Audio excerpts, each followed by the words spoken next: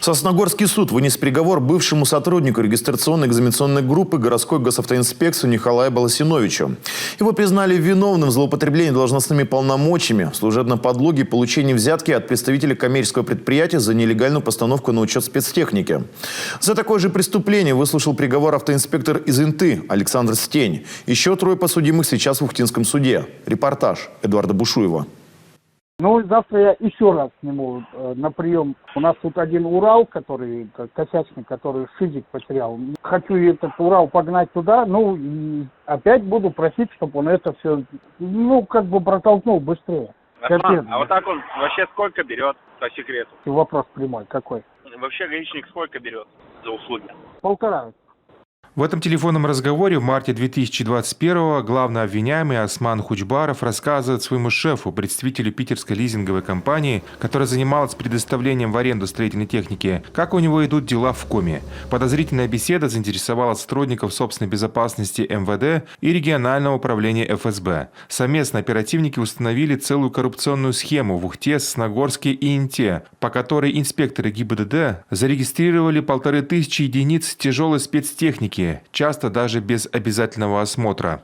Фигурант уголовного дела познакомился с сотрудниками ГИБДД, предложил им за взятку осуществлять государственную регистрацию без осмотра транспортных средств, которые находились на тот момент в различных карьерах, а также на дорогах общего пользования, также в лесу, на работах по всей стране. Указывал о том, что они находятся в труднодоступных районах Республики Коми или же Российской Федерации, и их невозможно пригнать на место регистрации. Зачастую даже этот сотрудник не знал, где фактически находится техника.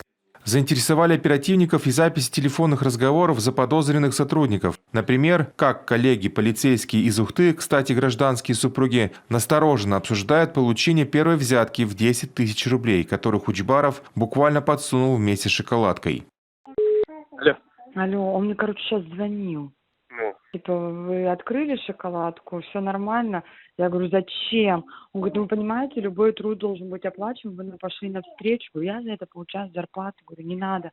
Но впереди еще 200 типа с лишними единиц. Я говорю, не надо мне ничего. Нет, он говорит, вы ничего не подумайте. Это, говорит, указание было вообще, с Питера. Делайте, что хотите, но чтобы в сроки все было как бы оформлено. И это все как бы типа, знаки благодарности, это тоже указание с Питера. Следствие выяснило, за легальную, на максимально ускоренную и за нелегальную регистрацию в общей сложности 709 единиц транспорта гражданские супруги получили 110 тысяч рублей. 2 июня к ним в дверь постучали следователь и бойцы спецназа.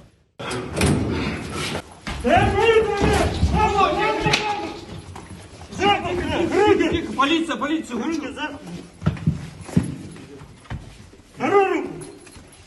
Разрешение имеется? Нет. Выше? Нет. В тот же день силовики наведались и в квартиру предполагаемого взяткодателя Османа Хучбарова.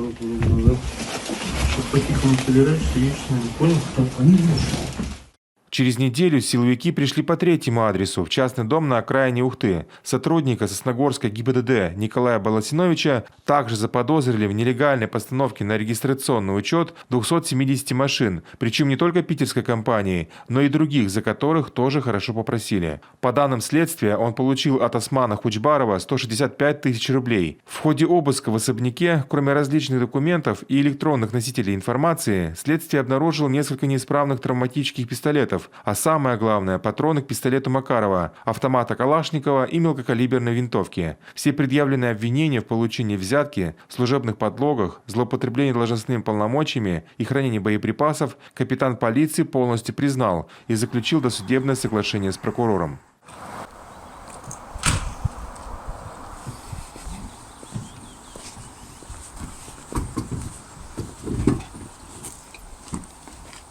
Такое же соглашение о сотрудничестве подписал и интинский госавтоинспектор Александр Стень. Он рассказал, что получил от Османа Хучбарова за 500 нелегально оформленных машин почти 50 тысяч рублей.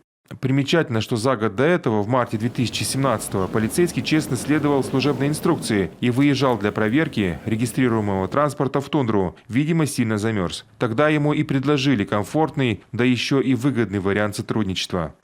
Приговором Интинского городского суда Республики Коми бывший сотрудник ГИБДД признан виновным в получении взятки, злоупотреблении должностными полномочиями, служебном подлоге. И по совокупности преступлений ему назначено наказание в виде лишения свободы сроком на 3 года 2 месяца в исправительной колонии общего режима. Со штрафом в размере 5-кратной суммы взятки, в размере 242 500 рублей, с лишением права занимать определенные должности в правоохранительных органах, с лишением специального звания старший лейтенант полиции.